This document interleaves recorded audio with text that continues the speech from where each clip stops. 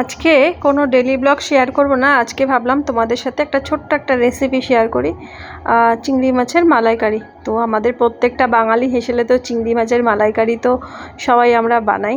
তো আমি কিভাবে বানাই তোমাদের সাথে শেয়ার করলাম। তো দেখো, তেজপাতা আর সাদা জিরে ফোড়ন দিয়েছি আর চিংড়ি মাছগুলো দিয়ে একটু নাড়াচাড়া দিচ্ছি। আর তাহলে কী হবে, তার লালচে যে কালারগুলো সেগুলো বেরিয়ে আসবে। আর চিংড়ি মাছটা হালকা তেলের মধ্যে নাড়াচাড়া দিলে এটার যে লালচে কালারটা আসে তখন মনে হয় যেন ওখান থেকেই তুলে খেয়ে নিই, তাই না? আবার বেশিক্ষণ নাড়াচাড়া দিলে আবার শক্ত হয়ে যায় চিংড়ি মাছ। তো দেখো, লালচে কালারটা বেরিয়ে এসেছে।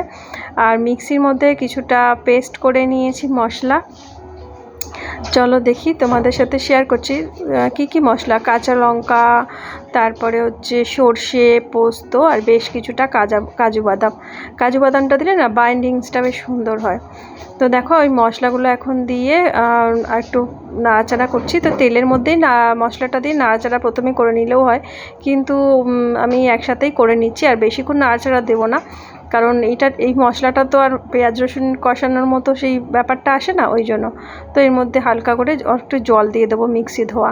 আর বেশ কিছুটা কাঁচা লঙ্কা চিড়ে দিলাম, কারণ এই চিংড়ি মাছের মালাইকারিতে কাঁচা লঙ্কাটা চিড়ে দিলে একটু ভাতের সাথে ডলে খেতে ভালো লাগে।